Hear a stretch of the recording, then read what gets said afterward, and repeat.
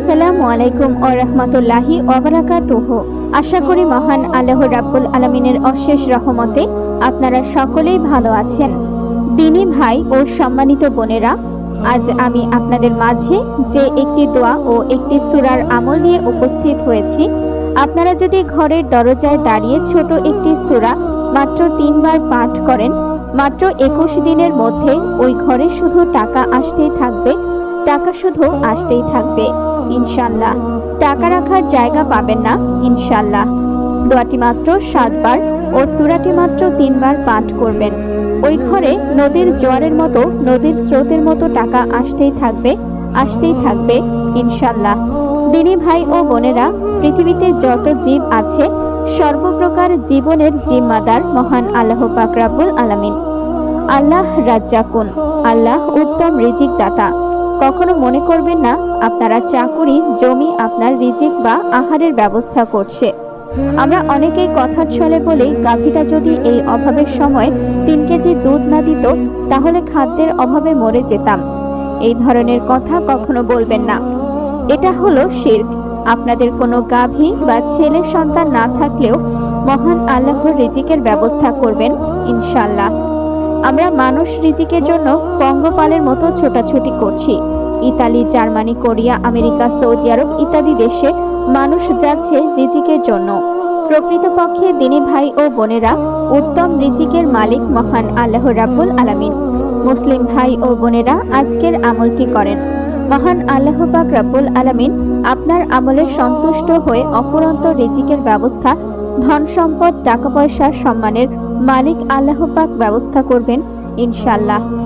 বন্ধুরা, ভিডিওটি শুরু করার আগে একটু প্রার্থনা করি। হে আল্লাহ, আমাদের হালাল ধন সম্পদ দান করুন।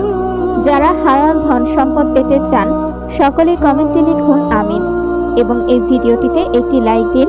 ও যারা চ্যানেলটি সাবস্ক্রাইব করেননি, চ্যানেলটি সাবস্ক্রাইব করুন। এই ভিডিওটির লাইক টার্গেট 10,000, তাই সকলে এই ভিডিওটিতে লাইক দিয়ে দিন। তো চলুন শুরু করি। মহান আল্লাহ পবিত্র কোরআনে বলেন, ওয়ামা মিন দাব্বাতিল ফিল আরদি ইল্লা আল্লাহিল রিজিক। অর্থ, জমিনে বিচরণশীল সর্বপ্রকার প্রাণী ও জীবিকার দায়িত্ব আল্লাহর। সূরা হুদ, আয়াত নং 6। মনে রাখবেন, রিজিকের মালিক আল্লাহ, সম্পদের মালিক আল্লাহ, জীবিকার মালিক আল্লাহ, জীবনের মালিক আল্লাহ, সম্মানের মালিক আল্লাহ, ক্ষমতার মালিক আল্লাহ। আমরা ক্ষমতা ধরে রাখার জন্য কত কিছুই না করি। একদিন এক গরিব সাহাবী রাসূলুল্লাহ সাল্লাল্লাহু আলাইহি ওয়াসাল্লাম এর কাছে আসলো এবং বলতে লাগলেন, ইয়া রাসূলুল্লাহ, আমার ঘরে কোনো প্রকার খাবার নেই। কয়েকদিন যাবত আমার বাড়িতে উনুন বা চুলায় আগুন জ্বলে না। আমার বিবি বাচ্চারা না খেয়ে আছে। আমি আপনার কাছে এসেছি। হে নবী, আপনি আমাকে এমন একটি আমল দিবেন যে আমল করলে মহান আল্লাহ খুশি হয়ে আমার অভাব অনটন দূর করে দেন। মহানবী হযরত মুহাম্মদ সাল্লাল্লাহু আলাইহি ওয়াসাল্লাম ওই সাহাবীকে ডেকে বললেন, আমি তোমাকে এমন একটি আমল দিব যে আমলটি তুমি যদি ধৈর্য, বিশ্বাস ও ইয়াকিনের সহিত করো, তোমার সংসারে বা পরিবারে চিরদিনের জন্য অভাব অনটন দূর হয়ে যাবে ইনশাআল্লাহ। সংসারের সচ্ছলতা আসবে, রিজিকে বৃদ্ধি পাবে, রিজিক বরকত পাবে, ধন সম্পদ সাগর বা নদীর স্রোতের মতো আসতেই থাকবে। মহান আল্লাহ যদি চান, রাসূল সাল্লাল্লাহু আলাইহি ওয়াসাল্লাম নিজে থেকে কোনো কথা বলেননি যতক্ষণ না জিবরাইল আলাইহিস সালাম এর মারফতে ওহী না আসে। নবী কার কথা বলেছেন? দিনী ভাই ও বোনেরা, আমরা একটা কথা জানি, সর্বশক্তিমান আল্লাহ যা বলেন আমাদের প্রাণের নবী কলিজার টুকরা সেই কথা বলেছেন। হযরত মুহাম্মদ সাল্লাল্লাহু আলাইহি ওয়াসাল্লাম নিজ থেকে কোনো কুরআনি কথা বলেননি, আর এই কারণেই তার জীবনে কোনো পাপ নেই। আমরা হয়তো অনেকেই জানি না নবী কেন তওবা ইস্তেগফার করেছেন প্রতিদিন কমপক্ষে 70 থেকে 100 বার। রাসূল সাল্লাল্লাহু আলাইহি ওয়াসাল্লাম তো পাপ করেননি, তাহলে কেন তিনি তওবা করেন? আমাদের ইলম দ্বারা বুঝতে হবে, রাসূল সাল্লাল্লাহু আলাইহি ওয়াসাল্লাম তার উম্মতের জন্য তওবা করতেন। এখন আমলটি শুনুন। তখন রাসূল সাল্লাল্লাহু আলাইহি ওয়াসাল্লাম ওই গরিব সাহাবীকে বললেন, আমি তোমাকে যে আমলটি দিব, আমলটি নিয়মিত 21 দিন আমল করবে। 21 দিন পর তোমার সংসারে আর কোনো প্রকার অভাব অনটন থাকবে না ইনশাআল্লাহ। সেই দোয়াটি ও সূরাটি আমি এখন বলে দিচ্ছি। আরেকটি কথা, আমলটি করার পর যখন আপনারা ধনী হয়ে যাবেন, অর্থাৎ আর্থিক অবস্থার উন্নতি হলে আপনারা গরিব মিসকিনকে খাবার দিবেন, মসজিদ, মাদ্রাসা এবং ইয়াতিমখানা করবেন। ইনশাআল্লাহ আমি এখন দোয়াটি বলে দিচ্ছি।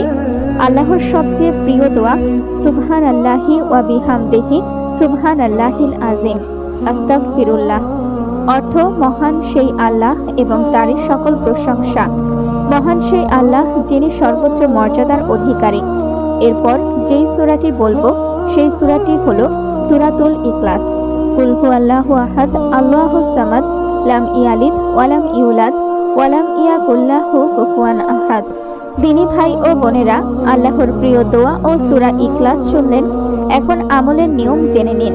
ফজর নামাজের পর ওযু থাকা অবস্থায় আপনাদের ঘরের দরজার সামনে দাঁড়িয়ে প্রথমে 7 বার প্রথম দোয়াটি সুবহানাল্লাহি ওয়া বিহামদিহি সুবহানাল্লাহিল আযীম আস্তাগফিরুল্লাহ সুবহানাল্লাহি ওয়া বিহামদিহি সুবহানাল্লাহিল আযীম আস্তাগফিরুল্লাহ সুবহানাল্লাহি ওয়া বিহামদিহি সুবহানাল্লাহিল আযীম আস্তাগফিরুল্লাহ। এভাবে 7 বার পাঠ করবেন। আমি আবারও বলছি, 7 বার পাঠ করবেন। এরপর বিসমিল্লাহির রহমানির রহিম সহিত 3 বার সূরা ইখলাস বা কুল হু সূরা পাঠ করবেন। সূরা ইখলাস বা কুল হু সূরা আমি আগেই আপনাদের পাঠ করে শুনিয়েছি। আপনারা অনেকেই আবার সূরা ইখলাসকে কুল হু সূরা বলে থাকেন। সূরা ইখলাস 3 বার পাঠ হয়ে গেলে আমলটি করার শেষ। এভাবে 21 দিন আপনারা ফজর নামাজের পর আমলটি করবেন। ইনশাআল্লাহ অতি দ্রুত আপনাদের সংসারের অভাব দূর হবে। বন্ধুরা, আপনারা একবার হলেও এই আমলটি করে দেখুন। এই আমলটি যদি আপনারা একবার করে নেন তাহলে এর থেকে অনেক বেশি লাভবান হবেন।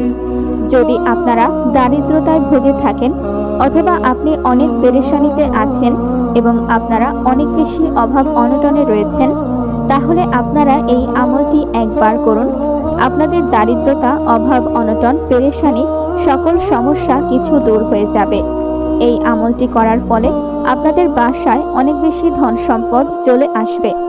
এই আমলটির ফলে আপনাদের বাসায়, দোকানে অথবা ব্যবসায় অনেক বেশি বরকত চলে আসবে। আপনাদের আর কোনো প্রকার কোনো সমস্যা হবে না। বিশেষ করে আপনাদের আর কখনো টাকার পেরেশানিতে ভুগতে হবে না। অনেক ফজিলতপূর্ণ এবং পাওয়ারফুল একটি আমল এটি। তাই জীবনে একবার হলেও এই আমলটি করে দেখুন। নিজেও এই আমলটি করুন এবং অন্যদেরকেও এই আমলটি করার সুযোগ করে দিন। আসুন বন্ধুরা, এখন আমরা দোয়া করে নেই। এর আগে আপনারা সকলেই আপনার বন্ধুদের সাথে এই ভিডিওটি শেয়ার করে দিন। এর থেকে অনেক মানুষ উপকৃত হবে। তো বন্ধুরা, চলুন দোয়া করে নেই। এর আগে আসুন একবার দুরূদ শরীফ পাঠ করে নেই। সাল্লু আলাল হাবিব সাল্লাল্লাহু তাআলা আলা মুহাম্মদ সাল্লাল্লাহু তাআলা আলাইহি ওয়াসাল্লাম। যারা এই ভিডিওটি দেখছেন তাদের মনের সকল আশা আল্লাহ তাআলা পূরণ করুন। যারা চিন্তিত আছেন আল্লাহ তাআলা তাদের চিন্তা দূর করে দিন। যাদের খারাপ সময় চলছে আল্লাহ তাআলা তাদের খারাপ সময়কে ভালো সময়ে পরিবর্তন করে দিন। যারা এই আমলটি করবে আল্লাহ তাআলা তাদের সফলতা দান করুন।